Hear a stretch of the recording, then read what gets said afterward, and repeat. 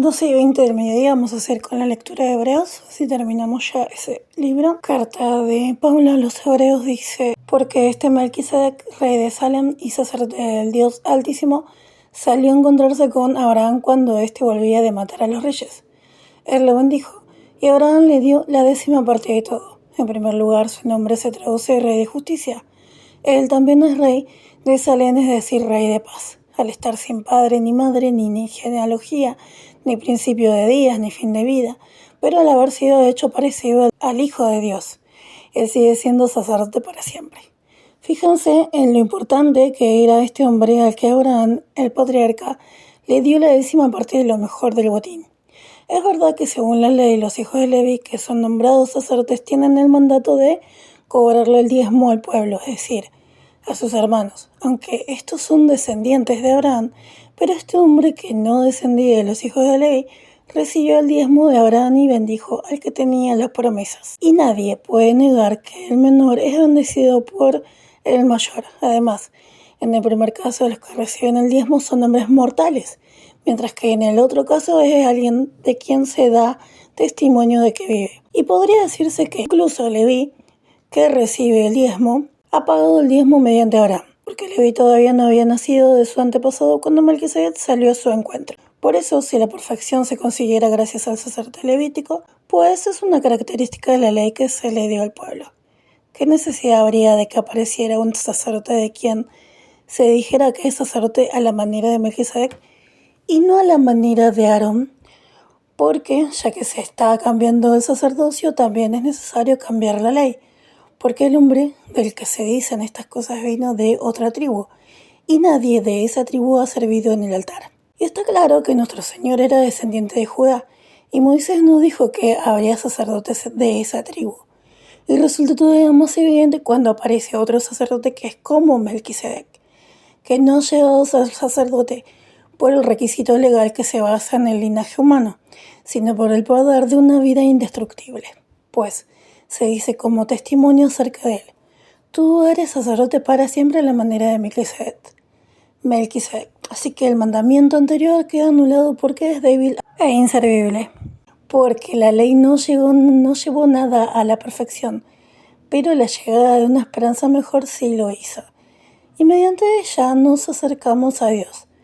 Además, ya que esto no se hizo sin un juramento, porque de hecho hay hombres que se han convertido en sacerdotes sin un juramento, pero este hombre se ha convertido en sacerdote por un juramento que hizo el que le dijo Jehová: ha jurado y no cambiará de opinión, tú eres sacerdote para siempre. Jesús se ha convertido, por tanto, en la garantía de un pacto mejor.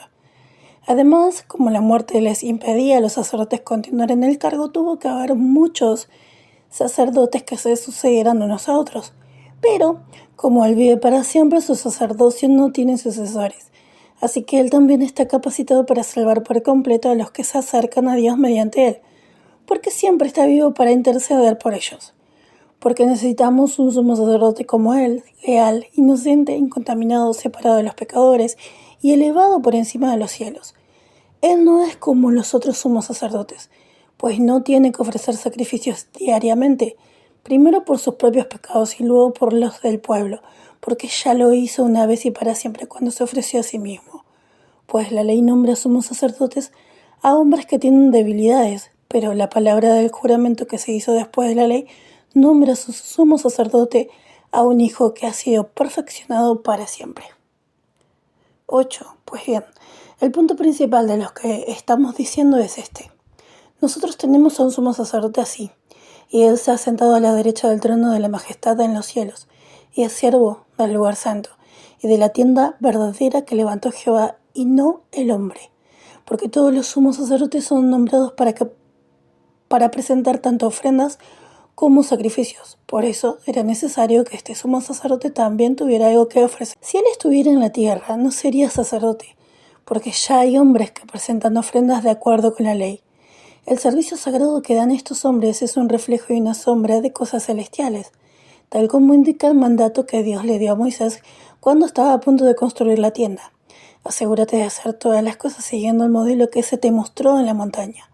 Pero ahora Jesús ha recibido un servicio más excelente porque también es mediador de un pacto igualmente mejor, que se estableció legalmente basándose en promesas mejores. Si ese primer pacto no hubiera tenido ningún defecto, no habría sido necesario un segundo pacto, porque está claro que él ve defecto en el pueblo cuando dice, mira, se acercan los días, dice Jehová, en que haré un nuevo pacto con la casa de Israel y con la casa de Judá. No será como el pacto que hice con sus antepasados el día que los tomé de la mano para sacarlos de la tierra de Egipto. Ellos no se mantuvieron fieles a mi pacto, así que dejé de preocuparme por ellos, dice Jehová. Pues el pacto que haré con la casa de Israel después de esos días, dice Jehová, es este. Pondré mis leyes en su mente y las escribiré en su corazón. Yo seré su Dios y ellos serán mi pueblo. Y ya nadie les enseñará a sus conciudadanos ni a sus hermanos diciéndoles, conoce a Jehová, porque todos me conocerán desde el menor hasta el mayor. Y yo seré misericordioso con sus acciones injustas y no me acordaré más de sus pecados. Al hablar de un nuevo pacto, él ha dejado anticuado el anterior. Pues bien, lo que está anticuado y envejece está a punto de desaparecer. 9. Por su parte, el pacto anterior tenía requisitos legales para el servicio sagrado y un lugar santo en la tierra. Se preparó el primer compartimiento de la tienda, donde estaban el candelabro, la mesa y los panes de la presentación. Se llamaba el lugar santo. Pero detrás de la segunda cortina estaba el compartimiento de la tienda llamado el Santísimo. Allí había un incensario de oro y estaba el arca del pacto totalmente revestida de oro. Dentro de ella estaba la jarra de oro que contenía el maná, la vara de Aarón que echó brotes y las tablas del pacto. Y encima estaban los gloriosos querubines cubriendo con su sombra el lugar de la reconciliación. Pero ahora no es el momento de hablar de estas cosas en detalle. Preparadas así estas cosas, los sacerdotes entran regularmente en el primer compartimiento de la tienda para realizar los servicios sagrados. Pero en el segundo compartimiento entra el sumo sacerdote una vez él solo, y siempre lleva la sangre que ofrece por sí mismo, y por los pecados que el pueblo comete por ignorancia. De este modo el Espíritu Santo aclara que mientras estaba en pie la primera tienda, el camino al lugar santo no se había revelado todavía. Esta tienda es una representación simbólica para nuestros tiempos, y siguiendo ese sistema se presentan tanto ofrendas como sacrificios. Sin embargo, estos no logran que la conciencia del hombre que da servicios sagrados sea perfecta. Tienen que ver solamente con alimentos y bebidas y diversos lavados ceremoniales. Eran requisitos legales relacionados con el cuerpo y eran obligatorios hasta el tiempo fijado para rectificar las cosas. Sin embargo, cuando Cristo vino como sumo sacerdote de las cosas buenas que ya han sucedido, entró en la tienda más importante y más perfecta, que no fue hecha por manos humanas, es decir, que no es de esta creación. Él entró una vez y para siempre en el lugar santo, pero no con la sangre de cabras y de toros jóvenes, sino con su propia sangre, y consiguió una liberación eterna para nosotros, porque si la sangre de las cabras y de los toros y las cenizas de una ternera salpicadas sobre los que se han contaminado santifican purificando el cuerpo, con mucha más razón la sangre de Cristo, quien mediante un espíritu eterno se ofreció sin ningún defecto a Dios, limpiará de horas muertas nuestra conciencia para que le demos servicio sagrado al Dios vivo. Por eso, Él es mediador de un nuevo pacto, para que los que han sido llamados reciban la promesa de la herencia eterna. Pues tuvo lugar una muerte para que por medio de un rescate fueran liberados de las ofensas cometidas bajo el pacto anterior. Cuando se hace un pacto, es necesario que muera el ser humano que hace el pacto, porque el pacto es valioso con la muerte y no entra en vigor mientras viva el ser humano que hace el pacto. Por lo tanto, el pacto anterior tampoco entró en vigor sin sangre, porque después de que Moisés le comunicó a todo el pueblo todos los mandamientos de la ley, tomó la sangre de los toros jóvenes y de las cabras juntos con agua, lana de color rojo, escarlata e hisopo, y salpicó el libro y a todo el pueblo, y dijo, esta es la sangre del pacto que Dios les ha mandado obedecer. También salpicó con la sangre la tienda y todos los objetos del servicio santo. Así es, según la ley, casi todas las cosas se purifican con sangre, y si no se derrama sangre no hay perdón. Por lo tanto, fue necesario purificar por estos medios el reflejo de las cosas celestiales, pero las cosas celestiales exigen sacrificios mucho mejores, porque Cristo no entró en un lugar santo hecho por manos humanas, que es una copia de la realidad, sino en el mismísimo cielo. Así que ahora se presenta delante de Dios a favor.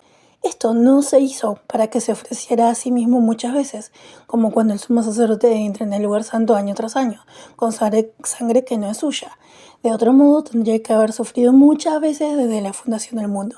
En cambio, ahora se ha manifestado una vez, y para siempre, en la conclusión de los sistemas para eliminar el pecado mediante su propio sacrificio.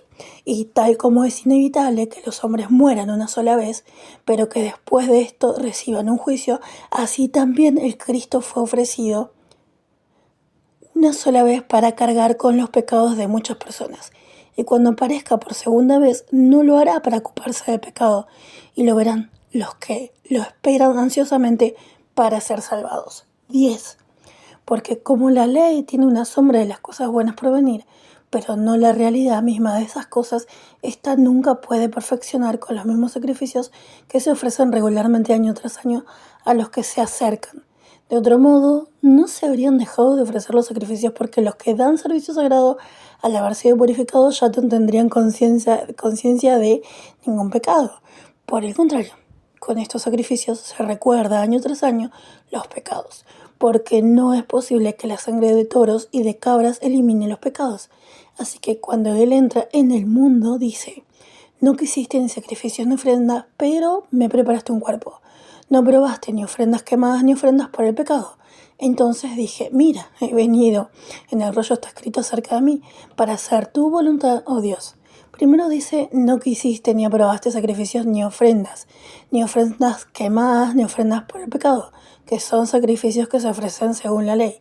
Y luego dice: mira, he venido para hacer tu voluntad. Él elimina lo primero para establecer lo segundo. Por esa voluntad hemos sido santificados mediante el cuerpo de Jesucristo, que fue ofrecido una vez y para siempre. Además, todos los sacerdotes ocupan su puesto cada día para realizar su servicio santo y para ofrecer muchas veces los mismos sacrificios, que nunca pueden eliminar los pecados por completo, pero este hombre ofreció un solo sacrificio para siempre por los pecados y se sentó a la derecha de Dios. Y desde entonces está esperando a que se ponga a sus enemigos como banquillo para sus pies. Porque con una sola ofrenda de sacrificio Él ha perfeccionado para siempre a los que están siendo santificados. Además, el Espíritu Santo también nos da testimonio de eso, porque primero ha dicho: el pacto que haré con ellos después de esos días, dice Jehová, es este: pondré mis leyes en sus corazones y las escribiré en sus mentes. Luego dice: y no me acordaré más de sus pecados ni de las cosas malas que hicieron.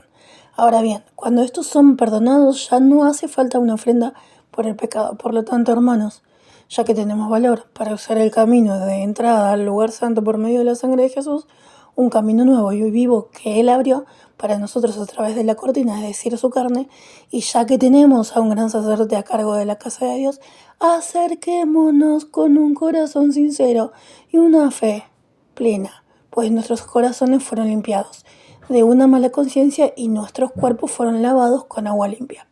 Aferrémonos a la declaración pública de nuestra esperanza sin dudar, porque Él hizo la promesa, porque el que hizo la promesa es fiel. Y estemos pendientes unos de otros para motivarnos a mostrar amor y hacer buenas obras, sin dejar de reunirnos como algunos tienen por costumbre. Más bien, animémonos unos a otros, sobre todo al ver que el día se acerca. Porque si después de haber recibido el conocimiento exacto de la verdad practicamos el pecado a propósito, ya no queda ningún sacrificio por los pecados. Solo queda una aterradora perspectiva de juicio y la furia ardiente que consumirá a los opositores. Cualquiera que pasa por alto la ley de Moisés es ejecutado sin compasión por el testimonio de 2 o 3 testigos. ¿No creen que merece un castigo mucho mayor el que ha pisoteado al Hijo de Dios, le ha dado poco valor a la sangre del pacto con la que Él fue santificado y ha ofendido y despreciado el espíritu de la bondad inmerecida? Porque conocemos al que dijo: mía es la venganza, yo les daré su merecido. Y también Jehová juzgará a su pueblo. Es aterrador caer en manos del Dios vivo. Sin embargo, recuerden continuamente los días pasados en los que, después de haber sido iluminados, soportaron una gran lucha con mucho sufrimiento. A veces fueron expuestos públicamente tanto a insultos como a persecuciones, y otras veces fueron compañeros de los que estaban pasando por esa experiencia. porque ustedes mostraron su compasión por los que estaban en prisión y aceptaron con alegría el saqueo de sus bienes, pues saben que tienen una posesión mejor y duradera. Por lo tanto, no pierdan el valor porque será bien recompensado, porque ustedes necesitan aguantar para que cuando hayan hecho la voluntad de Dios reciban lo que Él ha prometido, porque dentro de muy poco tiempo el que viene llegará y no tardará, pero mi justo vivirá por su fe. Y si se echa para atrás, Él no será de mi agrado. Ahora bien, nosotros no somos de los que se echan para atrás y acaban siendo destruidos, sino de los que tienen fe y conservan la vida. 11. La fe es la certeza de que sucederá lo que se espera, la prueba convincente de que existen realidades que no se ven. Por medio de ella, los hombres de la antigüedad recibieron testimonio. Por la fe percibimos que los sistemas fueron puestos en orden por la palabra de Dios, de modo que lo que se ve ha llegado a existir a partir de cosas invisibles. Por la fe, Abel le ofreció a Dios un sacrificio de mayor valor que el de Caín. Por medio de esa fe recibió testimonio de que era justo, pues Dios aprobó sus ofrendas, y aunque murió, todavía habla por medio de su fe. Por la fe, Enoc fue trasladado para que no viera la muerte, y nadie pudo encontrarlo porque Dios lo había trasladado. Y antes de ser trasladado, recibió el testimonio de que le había agradado a Dios. Además, sin fe es imposible agradarle a Dios, porque el que se acerca a Dios tiene que creer que Él existe y que recompensa a los que lo buscan con empeño. Por la fe, Noé, después de recibir una advertencia divina de cosas que todavía no se habían visto, demostró temor de Dios y construyó un arca para salvar a los de su casa. Por medio de esa fe condenó al mundo y se convirtió en heredero de la justicia que se obtiene por la fe. Por la fe Abraham obedeció cuando fue llamado y salió hacia un lugar que iba a recibir como herencia. Salió aunque no sabía dónde iba. Por la fe vivió como extranjero en la tierra de la promesa, como si estuvieran en tierra extranjera. Vivió en tiendas de campaña con Isaac y Jacob. Por la fe vivió como extranjero en la tierra de la promesa, como si estuviera en tierra extranjera. Vivió en tiendas de campaña con Isaac y Jacob, que eran herederos de las mismas promesas que él, porque él esperaba la ciudad que tiene fundamentos verdaderos, de la que Dios es diseñador y constructor. Por la fe Sara también recibió poder para concebir descendencia a pesar de que ya se le había pasado la edad, porque consideró fiel al que le hizo la promesa. Por esa razón, de un solo hombre que ya estaba como muerto, nacieron muchos hijos, tan numerosos como las estrellas del cielo e incontables como los granos de arena a la orilla del mar. Todos ellos murieron firmes en la fe, aunque no recibieron las cosas prometidas, pero las vieron a lo lejos y las aceptaron con gusto, y declararon públicamente que eran extranjeros y residentes temporales en la tierra. Y los que hablan así dejan claro que están buscando con empeño un lugar para ellos. Con todo, si hubiera seguido pensando en el lugar del que había salido, habrían encontrado la oportunidad de regresar.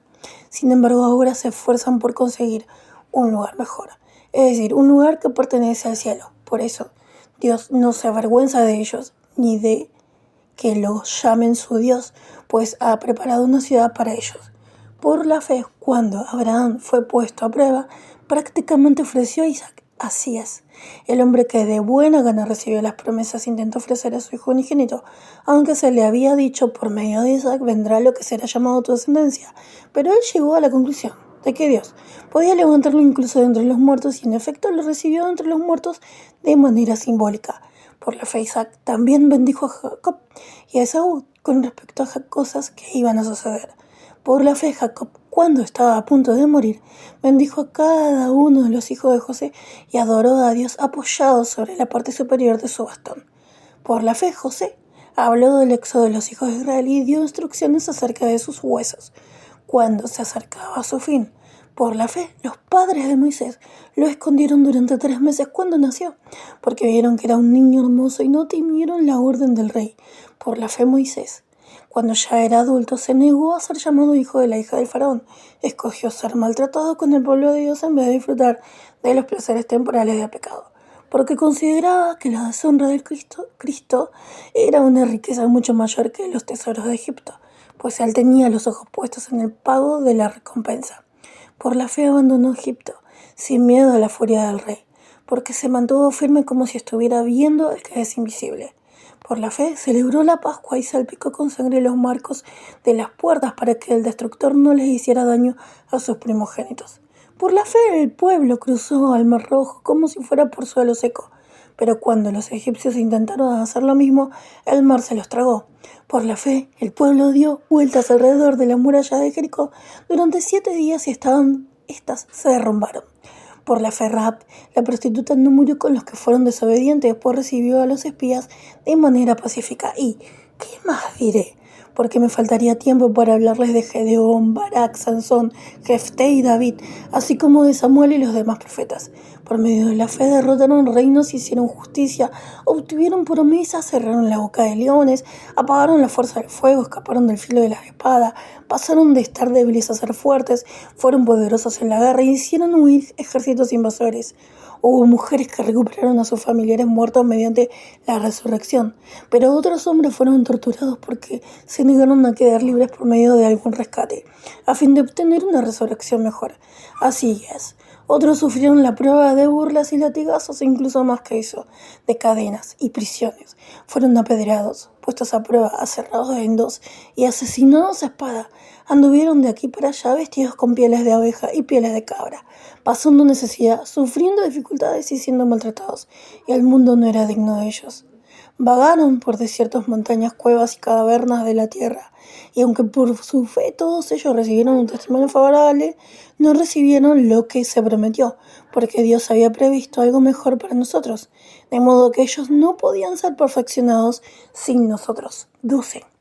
Por lo tanto, ya que estamos rodeados de una nube de testigos tan grande, quitémonos también toda carga y el pecado que fácilmente nos enreda y corramos con aguante la carrera que está puesta delante de nosotros, mientras fijamos la mirada en el agente principal y perfeccionador de nuestra fe, Jesús. Por la felicidad que fue puesta delante, él aguantó un madero de tormento sin importarle la humillación y se ha sentado a la derecha del trono de Dios. Sí, piensen detenidamente en el que aguantó tantas palabras hostiles de parte de los pecadores que actuaban en contra de sus propios intereses, para que no se cansen ni se rindan. En su lucha en contra de ese pecado ustedes todavía no han resistido hasta el punto de derramar su propia sangre y se han olvidado por completo del consejo que se les dirige a ustedes como si fueran hijos. Hijo mío, no menosprecies la disciplina de Jehová, ni te rindas cuando Él te corrija, porque Jehová disciplina a quienes ama. De hecho, castiga a todo el que recibe como hijo. Como parte de su disciplina, ustedes necesitan aguantar. Dios los trata como a hijos. ¿Y qué hijo no es disciplinado por su padre? Pero si ustedes no recibieron esta disciplina, que a todos nos corresponde, en realidad son hijos ilegítimos, no hijos verdaderos. Además, nuestros padres humanos nos disciplinaban y nosotros los respetábamos. ¿No deberíamos estar más dispuestos a someternos al Padre de nuestra vida espiritual y vivir? Pues ellos nos disciplinaron por poco tiempo de acuerdo con lo que les parecía bien, pero Él los hace para nuestro beneficio a fin de que seamos santos como Él. Es cierto que en el momento ninguna disciplina resulta agradable, sino que duele, pero después producen lo que han sido entrenados por ella, el fruto pacífico de la justicia. Así que fortalezcan las manos caídas y las rodillas débiles, y sigan haciendo rectos los caminos para sus pies, para que lo que está cojo no se disloque, sino que sea sanado. Busquen la paz con todos y la santificación, pues sin ella nadie verá al Señor. Estén muy atentos para que nadie se quede sin recibir la bondad merecida de Dios y no brote ninguna raíz venenosa que cause problemas y que contamine a muchos. Y vigilen que no haya nadie entre ustedes que sea sexualmente inmoral, ni nadie que menosprecie las cosas sagradas como Esaú, que se dio sus derechos de primogénito a cambio de una sola comida. Porque ustedes saben que después, cuando quiso heredar la bendición, fue rechazado. Aunque con lágrimas se esforzó por cambiar la decisión, no le sirvió de nada. Porque ustedes no se han acercado a algo que se puede tocar y que arde en llamas, ni a una nube oscura, ni a una oscuridad densa, ni a una tormenta, ni al sonido de una trompeta, ni a la voz que habla.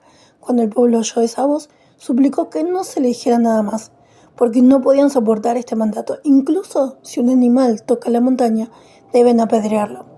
Y la escena era tan aterradora que Moisés dijo: estoy temblando de miedo, pero ustedes se han acercado a un monte Sión y a una ciudad del Dios vivo, la Jerusalén celestial. a miriadas de ángeles reunidos en asamblea general, a la congregación de los primogénitos registrados en los cielos, a Dios, el juez de todos, a las vidas espirituales de los justos que han sido perfeccionados, a Jesús el mediador de un nuevo pacto y a la sangre que se salpicó que habla mejor que la sangre de Abel. Asegúrense de no negarse a escuchar al que está hablando, porque si no escaparon los que se negaron a escuchar al que daba advertencias divinas en la tierra, mucho menos escaparemos nosotros si nos apartamos del que habla desde los cielos. En aquel momento su voz sacudió la tierra, pero ahora Él ha prometido una vez más: sacudiré no solo la tierra, sino también el cielo. Ahora bien, la expresión una vez más indica que se eliminarán las cosas que se sacuden, las cosas hechas para que permanezcan las cosas que no se sacuden. Por eso, en vista de que vamos a recibir un reino que no se puede sacudir, sigamos recibiendo bondad inmerecida para que mediante ella podamos darle servicio sagrado a Dios como a Él le gusta, con temor de Dios y profundo respeto, porque nuestro Dios es un fuego voraz. 13. Sigan mostrándose amor fraternal y no se olviden de mostrar hospitalidad, porque gracias a ella algunos sin saberlo hospedaron ángeles. Recuerden a los que están en prisión como si ustedes estuvieran presos con ellos, y a los que son maltratados, porque ustedes también están en un cuerpo. Que todos honren al matrimonio y que nadie contamine el hecho matrimonial, porque Dios juzgará a los que son sexualmente inmorales y a los adúlteros, que su modo de vivir esté libre del amor al dinero y estén contentos con las cosas que tienen. Porque Él ha dicho: nunca te dejaré y jamás te abandonaré. Así que podemos decir llenos de confianza: Jehová es mi ayudante, no tendré miedo. ¿Qué puede hacerme el hombre? Acuérdense de los que los dirigen, quienes les han hablado acerca de la palabra de Dios, y fijándose en los resultados de su conducta, imiten su fe. Jesucristo es el mismo ayer y hoy y siempre. No se dejen desviar por enseñanzas diversas y extrañas, porque es mejor fortalecer el corazón con bondad inmerecida que con alimentos que no benefician a los que se concentran en ellos. Tenemos un altar del que no tienen derecho a comer los que dan servicio sagrado en las tiendas, porque los cuerpos de los animales cuya sangre el sumo sacerdote lleva al lugar santo como ofrenda por el pecado se queman fuera del campamento. Por eso Jesús también sufrió fuera de la puerta de la ciudad, para santificar al pueblo con su propia sangre. Así que vayamos hacia Él, fuera del campamento, y soportemos la deshonra que Él soportó. Porque aquí no tenemos una ciudad que sea permanente, sino que buscamos con empeño la que va a venir. Por medio de Él ofrezcamos siempre a Dios un sacrificio de alabanza, es decir, el fruto de nuestros labios que declaran públicamente su nombre. Además, no se olviden de hacer el bien ni de compartir lo que tienen con los demás, porque estos sacrificios le agradan mucho a Dios. Sean obedientes y sumisos a los que dirigen, porque ellos están cuidando de ustedes y van a rendir cuentas por eso. Así, ellos lo harán felices y no con suspiros, porque esto los perjudicaría a ustedes.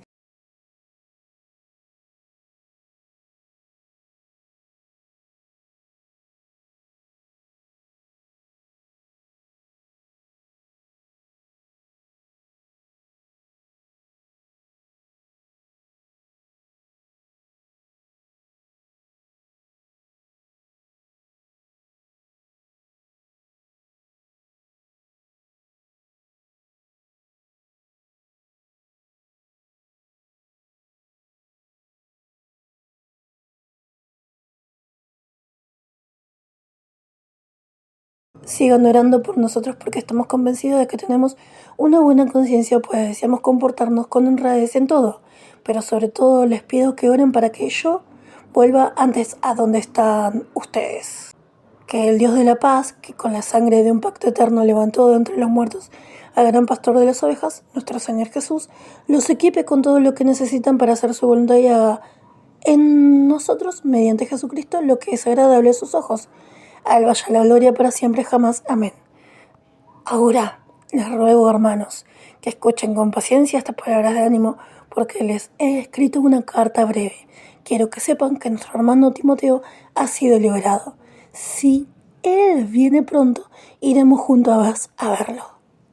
Den mis saludos a todos los que los dirigen y a todos los santos. Los hermanos de Italia les envían sus saludos. Que la bondad merecida esté con todos ustedes. Fin de la carta de los Hebreos por Pablo. Es un hermoso día, si Dios quiere, y continuamos en este día, si Dios quiere, con más lectura. ¿Qué nos toca luego? Santiago, carta de Santiago. Bien, mucha sabiduría. Es un Veremos. placer, es bueno para mí. El oro no